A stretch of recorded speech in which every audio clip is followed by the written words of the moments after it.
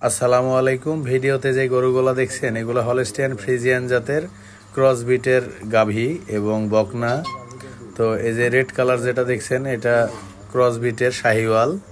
এগুলা সাধারণত শাহিওয়াল সিমেন্ট দেওয়া হয় দেশির পেটের, তারপরে এই জাতীয় গরুগুলো আসে। তো কথায় আছে উন্নত জাতের একটি গাভী হলে অনায়াসে একটি সংসার চলে। তো আপনারা যদি এই কথার বাস্তবিক রূপ দেখতে চান তাহলে অবশ্যই আপনাদেরকে ফর্মালিটিস মেনটেন করতে হবে।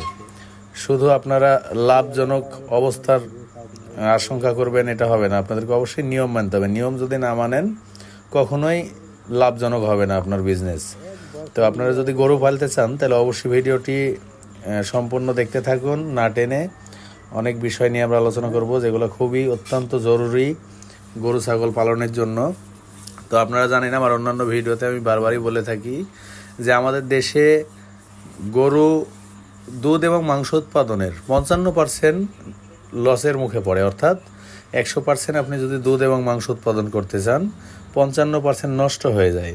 এখন আপনার মনে প্রশ্ন আসতে পারে যে নষ্ট হয় কেমনে? খাই তো ঠিকই। হ্যাঁ, ঠিকই শুনেছেন। আমাদের দেশে দুধ এবং মাংস উৎপাদনের জন্য যে 55% নষ্ট হয় এটা নষ্ট করে পরজীবী। আপনাকে আগে জানতে হবে পরজীবী কি। আসলে যে জীব অন্য একটি জীবের উপর নির্ভর করে জীবনযাপন করে তাকে পরজীবী বলে। তো গরু ছাগলের ক্ষেত্রে মশা মাছি উকুন আঠলি ইত্যাদি এগুলাই হচ্ছে পরজীবী। তো আপনারা জানেন একটি গরুর বডিতে বিভিন্ন স্তরে কৃমি বাস করে, যেমন গোল কৃমি, ফিতা কৃমি, পাতা কৃমি, সুতা কৃমি ইত্যাদি কৃমি বাস করে, কলিজা কৃমি। তো এইগুলো যদি আপনি মারতে চান তাহলে অবশ্যই আপনাকে কৃমির ইঞ্জেকশন দিতে হবে এবং ইঞ্জেকশন দেওয়ার ঠিক 15 দিন পরে বডির ওয়েট অনুপাতে আপনাকে অবশ্যই বলাস দিতে হবে। তো আপনারা রেনেটা কোম্পানির রেনাডেক্স দিতে পারেন বা ইন্ডেক্স দিতে পারেন বা এলটিভেট দিতে পারেন 75 কেজি বডি ওয়েটের জন্য একটি ট্যাবলেট। এখন আপনার মনে প্রশ্ন হতে পারে যে আমি কৃমির ইঞ্জেকশন দিব, আবার কেন কৃমির ট্যাবলেট দিব? হ্যাঁ, ঠিকই শুনেছেন।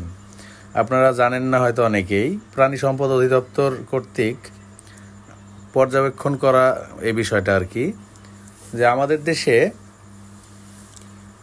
যে গরু ছাগল পালন করি আমরা অনেকেই অনেক নিয়ম মানতে চাই না বা মানি না বা অনেকে জানি না। আমরা যখন কৃমির ট্যাবলেট বা ইঞ্জেকশন ফার্স্ট টাইম ব্যবহার করি তখন জীবন্ত কৃমিগুলা প্যারালাইজড হয়ে পায়খানার মাধ্যমে অপসারিত হয়ে যায়, কিন্তু যে ডিমগুলা থেকে যায় এগুলো 8 থেকে 10 দিন পরে আবার ফোটে, যার জন্য আমরা ঠিক 15 দিন পর পুনরায় আবার অপর ডোজটি দিয়ে থাকি। এটা কৃমির বুস্টার ডোজ।